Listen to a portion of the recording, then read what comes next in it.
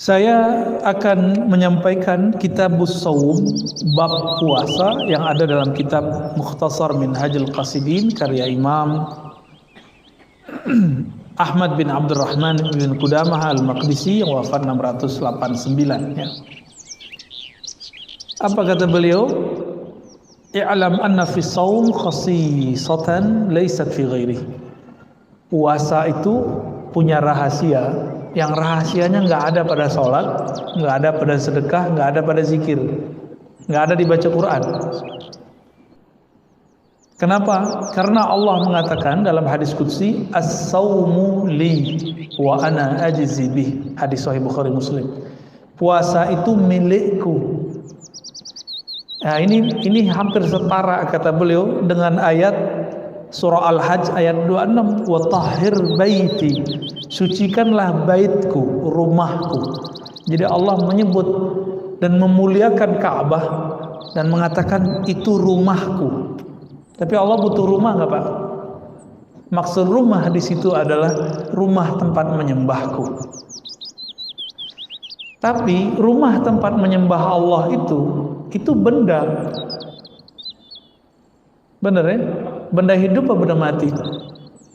Benda mati. Benda mati itu dia menjadi bernilai ketika ada orang yang sholat di dalamnya.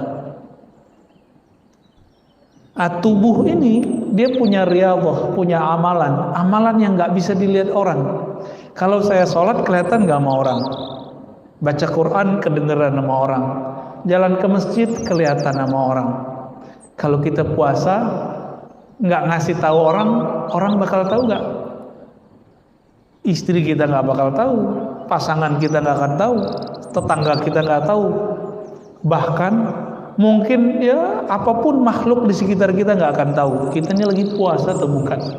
Sampai kita bilang maaf aku lagi puasa, gitu. Tapi Nabi mengajarkan jangan ngaku puasa dalam bab sembarangan. Ngaku puasa itu kalau diajak berantem sama orang. Insa bahu ahadun aw syatamahu falyaqul inni shaim. Kalau ngaku puasa itu saat orang ngajak berantem. Diajak berantem sama orang. Berarti puasa itu yang dimaksud Rasulullah bukan sekedar puasa lapar dan haus, ada puasa emosi. Baik. Maka beliau mengatakan innama fuddila shaum lima'dayain. Puasa itu Allah tinggikan, Allah utamakan karena dua hal. Pertama, sirrun wa amalun batinun. Puasa itu amal sir, amal yang rahasia. Orang nggak tahu kalau nggak dikasih tahu. Wa amalun batinun itu amal batin. Maka orang-orang yang ingin mengolah batinnya dia harus puasa. Kenapa orang Islam hari ini kurang tajam, kurang peka kolbunya? Karena jarang puasa. Firasatnya nggak bisa ditangkap. Kita dapat firasat, tapi kita nggak ngeh. Ini bener nggak nih? Ya. Kenapa? Karena kurang puasa. Di luar sana ada orang nggak bersyariat, bahkan nggak beragama, tapi dia rajin tirakat puasa. Kadang lebih tajam daripada kiai. Pernah lihat? Pernah dengar? Itu bukan karena kenapa-kenapa, emang begitu. Dan itu pernah ditanyakan kepada Sayyidina Nabi Rasulullah Sallallahu Alaihi Wasallam. Kenapa ada ahli kitab kok tajam firasatnya? Nabi mengatakan as-shaum, karena puasa. Jadi puasa ini amal dahsyat, ya, bisa menutupi kesalahan. Makanya Nabi Adam dulu sujud 40 hari 40 malam nggak makan nggak minum. Ada yang kuat begitu nggak Pak? Tapi wajar, Nabi Adam tubuhnya tubuh surgawi, nggak makan nggak minum juga nggak masalah 40 hari. Kita 4 jam udah langsung bingung ya. Ini nggak tahu nih nasi apa nih hari ini nih. Kebuli lagi? Bukan ya, membuli kali Pak. Syukran. La yarahul khalqu wa la yadkhuluhu riya. Tidak ada makhluk yang melihatnya sehingga riya tidak mempunyai tempat pada puasa. Kalau sholat masih bisa riya nggak? Masih, Pak. Coba aja cek sendiri. Kalau rukunya, sujudnya lebih lama di masjid, di rumah ngebut, itu ciri-ciri riya. Ciri-ciri riya harus dibenahin tuh. Tapi kalau sujudnya di rumah, sujudnya di sini sama panjangnya, insya Allah ini udah mulai stabil. Riyanya bisa dihalau. Riya ini kan perasaan dilihat orang. Perasaan dilihat orang beramal namanya riya. Kalau sombong, perasaan dilihat orang punya ilmu, punya harta. Nah, sombong orang punya harta itu nggak lebih parah. Yang parah itu orang kalau merasa punya ilmu. Ini gawat, Pak. Kalau punya harta, sholat hilang rasanya. Tapi kalau orang punya ilmu, dia sujud pun kolbunya belum sujud. Kenapa? Karena dia merasa dirinya berilmu. Dia takbir, dirinya belum takbir, lidahnya udah takbir. Allah yang maha besar. Tapi dalam dirinya dia masih mengatakan ilmuku lebih besar, lebih banyak daripada imam. Nah, itu hati-hati tuh. Jadi beda riya sama sombong apa? Ini kita ulang-ulang, Pak. Dulu awal ngaji di sini saya pernah jelasin itu. Sombong ru'yatun nafs, ru'yatul ilm. Sombong itu saya melihat diri, merasa diri saya berilmu, merasa diri saya wali, merasa diri saya ini orang soleh, merasa diri saya ini lebih dekat kepada sunnah Nabi daripada yang lain, lebih aswaja dari yang lain. Ini hati-hati nih, sombong itu. Nah, kalau riya merasa diri beramal, karena merasa beramal ingin dipandang orang, maka yang paling sering kena riya ini pengurus masjid, Pak. Hati-hati Pak pengurus ya. Yang lebih parah lagi pendiri masjid. Nah, pendiri masjid ini gampang sekali setan mau menggugurkannya. Jadi setan tuh intai terus. Karena Allah itu ganti. Orang yang bangun masjid Allah bangunkan nanti surga. Allah bangunkan surga. Maka setan tuh nunggu supaya surga-surga yang sudah kita bangun itu, istana-istana yang sudah kita dapatkan itu kita merobohkan kembali. Gimana caranya? Dia nunggu kita konflik. Bapak yang dulu bangun masjid ditunggu konflik dengan pengurus baru. Nanti kalau udah konflik, setan ngomong, kamu bilang dong, ini masjid kalau bukan karena kamu nggak jadi. Tunggu aja Pak, nanti setiap masjid orang akan ngomong begini. Bener nggak? Dan saya udah ketemu sering. Orang-orang yang cuma jasanya beberapa di masjid ngomong, kalau bukan karena saya masjid ini nggak jadi. Dia sudah punya istana di surga, langsung roboh. Roboh semua itu. Nauzubillah min dzalik. Maka pengurus masjid, pendiri masjid, tolong jangan ungkit-ungkit yang begini. Ya. Puasa dulu deh ya, latihan puasa. Yang kedua, annahu qahrun li'aduwillah. Sesungguhnya puasa itu bisa melemahkan musuh-musuh Allah. Qahrun ini kan secara bahasa artinya bisa memaksa, melawan, cuma bisa puasa. Jadi kalau ada orang nanya, Ustadz ada nggak zikir melemahkan syahwat? Nggak ada, yang ada cuma puasa. Kok begitu? Jadi kalau antum nih baca Quran, khataman, zikir 1000-an, mata masih bisa jelalatan Pak. Serius. Syahwat tambah menjadi-jadi. Karena zikir mazakar itu beda tipis saja, za sama zi. Serius. Maka kiai itu banyak istrinya, wajar. Zikirnya kuat, yang satu lagi kuat juga. Obatnya cuma satu, saum, puasa. Ini PR kita semua, PR saya juga. Ya. Li'anna wasilatal aduwwi syahawat. Ya. Kenapa? Jadi perangkat senjata bom atau nuklirnya setan itu yang paling dahsyat itu namanya syahwat. Ya, syahwat ini keinginan rendah. Jadi kita ini nggak ada yang selamat, Pak. Saya apalagi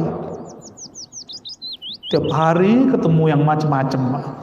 Ya, mulai dari jamaah yang begini sampai begitu setiap hari. Godaan saya lebih kencang dari Bapak. Jangan dikira saya selamat. Enggak, saya nggak selamat. Kalau Allah nggak bantu saya nggak selamat. Maka mohon doanya, semoga saya selamat.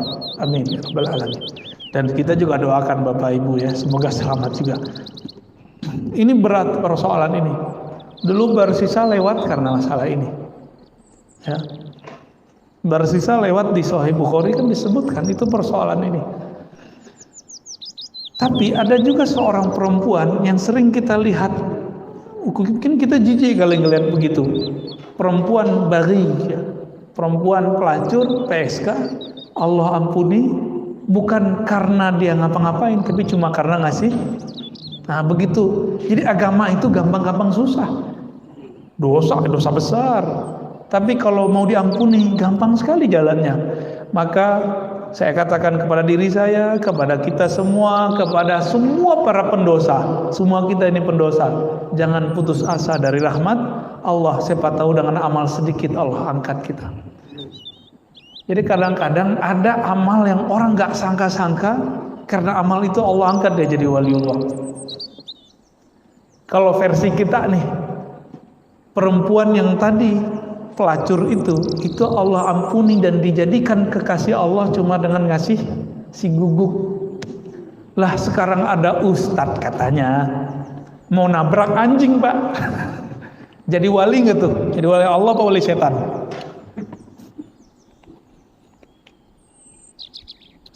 Innama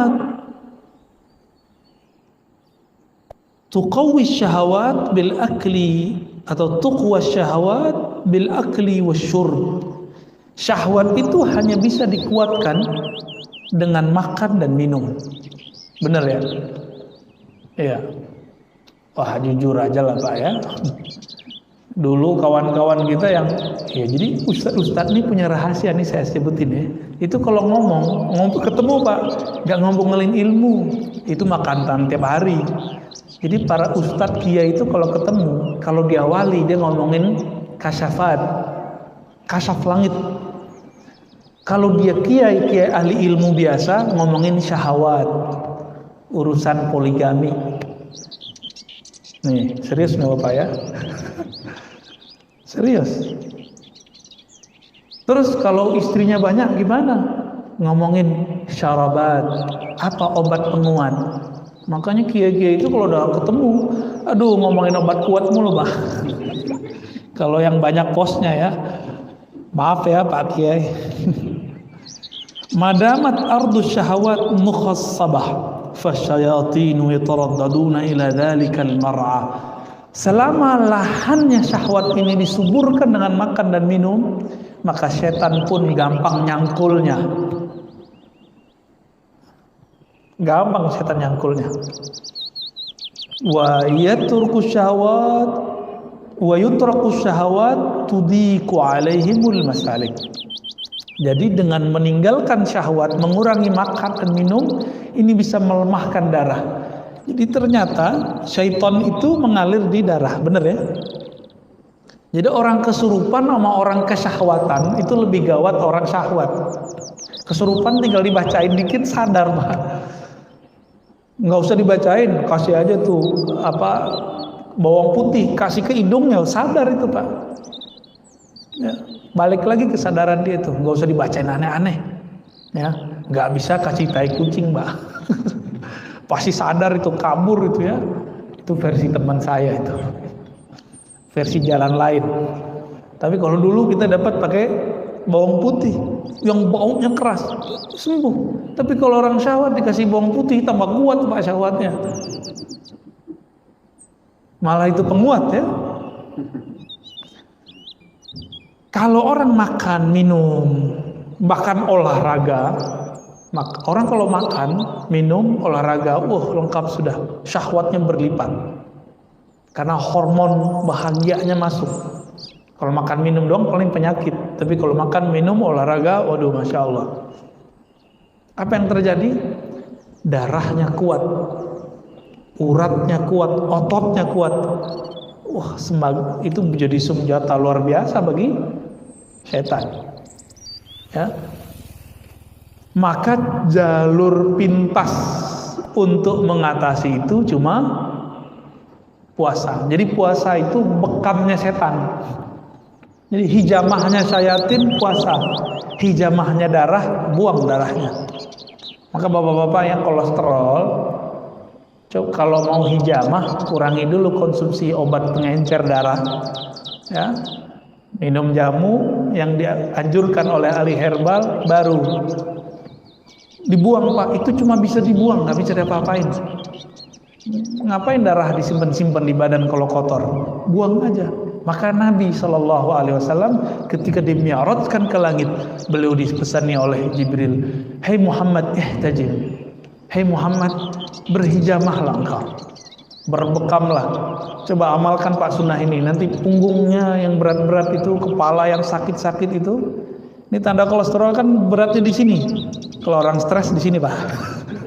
Beda tuh ya. Kalau kena corona di sini dia stres dia. Tapi kalau di belakang, apalagi yang suka santen-santen tuh ya, soto Betawi itu santen kan, rendang Padang tuh, gaji-gajihan. Kalau gaji mah kita seneng Pak. Kalau gaji yang itu tuh, itu cuma bisa dibuang, buang aja. Orang Barat kan nggak punya pengobatan ala ya dicabut-cabut gitu darahnya, nggak ada. Pijit kan nggak ada, akupuntur nggak ada. Mereka mainnya ngobatin darah. Kalau kita jalur pintas, buang darahnya. Sama, as-saumu hijamatus syayatin. Jadi ini boleh kita sebut sebagai sebuah istilah. Puasa itu hijamah, mengeluarkan syaitan, melemahkan syaitan. Ya, mau nggak ngelemahin syaitan? Ya kalau nggak sempat Senin Kemis tidak puasa Daud, minimal puasa 3 hari dalam sebulan. Ya jatah badan itu Pak. Nah mengenai puasa nanti dia sebutkan di sini beberapa anjuran ya. Yustahabbus sahur wa ta'khiruhu. Dianjurkan sahur dan diakhirkan. Ini kita banyak orang awam ngomong saya nggak sahur, tapi dia ternyata makan minum itu sahur Pak. Saya cuma makan kurma, lah itu mah sahur. Jadi sahur itu nggak mesti nasi. Cuma orang Indonesia sahur mesti nasi, enggak. Ini sahur sehat, kalau mau konsumsi kurma aja atau pisang. Udah itu aja konsumsi, jangan banyak-banyak makannya. Katanya mau melemahkan syaitan. Terus ketika berbuka jangan langsung minum teh. Air putih dulu nih. Ini dulu minum. Nah, ini perintah Nabi. Terus kurma. Tapi saya yakin tubuhnya orang Indonesia lebih cocok dengan buah-buahan Indonesia. Meskipun kurma dianjurkan, kita ambillah kurma 1. Kita makan, ngikutin sunnah Nabi. Karena Nabi berbuka dengan kurma. Seandainya Nabi dulu ada di Karawaci, kira-kira gimana Pak?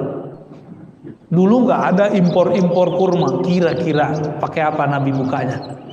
Paling pakai pisang. Apalagi kira-kira buah-buah seger yang nggak asam di perut. Cari aja. Kalau pisang kan ada yang asam, ada yang enggak.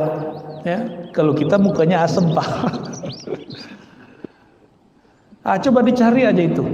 Sebenarnya pisang tertentu tinggal direbus, makan, direbus diungkep. Nah, saya yakin itu lebih cocok bagi orang Indonesia. Jadi jangan ngotot juga, Ustadz harus kurma.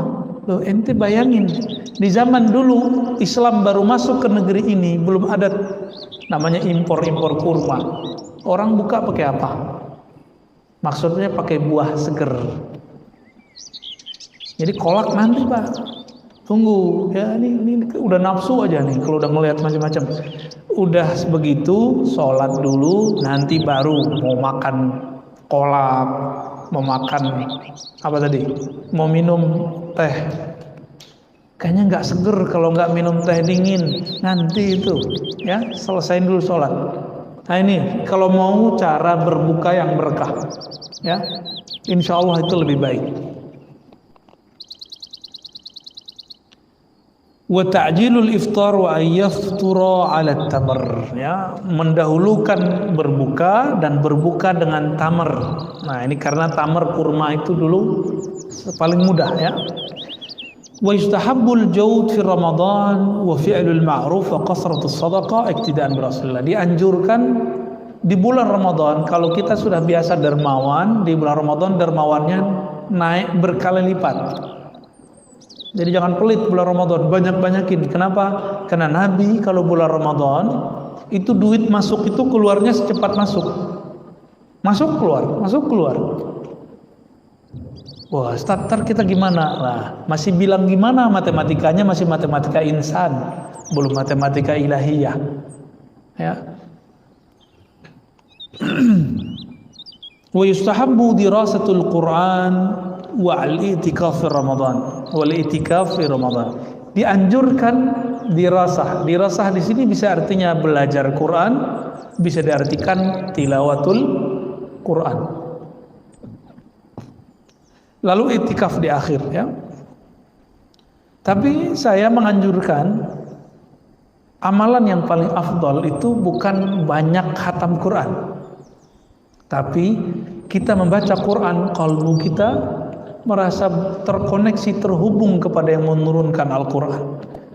Maka tips yang kami ajak kepada teman-teman kami yang mau khatam Quran, sebelum baca Quran zikir dulu, istighfar, ta'awuz, perbaharui syahadat, kalbunya disebut nama Allah. Ya Rahman, Ya Rahim, apa nama Allah yang kita kenal. Kira-kira sudah tenang, baru kita baca Al-Quran. Nanti pas baca Quran ada muncul sedikit saja di dalam hati rasa malal. Apa arti malal? Bosan. Berhenti dulu Pak, taruh lagi Qurannya, zikir lagi. Atau sholat 2 rakaat. Selesai Assalamualaikum, zikir sebentar, tenangkan diri, yakinkan bahwa Allah yang menurun Quran itu memandang kita, dan betapa ridho dan senangnya Allah risalah-risalah cintanya yang bernama Quran dibaca oleh hambanya. Rasa itu muncul, baru baca Quran lagi. Begitu Pak terus. Jadi seumuran kita ini, apalagi sudah di atas 40, 50, 60, nggak usah ngejar 7 kali khatam, nggak usah. Capek Pak, ya. Ngamal tuh nggak usah ngoyo, tahu ngoyo ya? Nggak usah terlalu maksa diri. La ikraha fiddin itu tidak hanya persoalan maksa orang masuk Islam, tapi la ikraha fiddin kalau versi kita tidak ada namanya pemaksaan dalam beramal. Itu juga bisa diartikan ke arah sana, walaupun penafsirannya penafsiran jauh. Jadi coba nanti gunakan metode ini, tilawah ma'az zikir namanya, membaca yang dikolaborasikan dengan zikir. Intinya Quran, ingat Allah bukan? Lalu ada orang baca Quran gak ingat Allah, afdol gak baca Qurannya? Enggak. Maka di saat orang lagi begitu, afdalul zikri la ilaha illallah. Zikir yang afdal adalah la ilaha illallah. Kalau zikir la ilahnya sudah nancap di kalbunya, qaulus sabit, baru kembali ke Quran lagi. Lalai lagi kalbunya, balik lagi ke zikir, sholat 2 rakaat, begitu. Mau ngamalin begitu. Jadi nggak usah terlalu buru-buru baca Quran, yang santai aja. Ya, mau Pak begitu?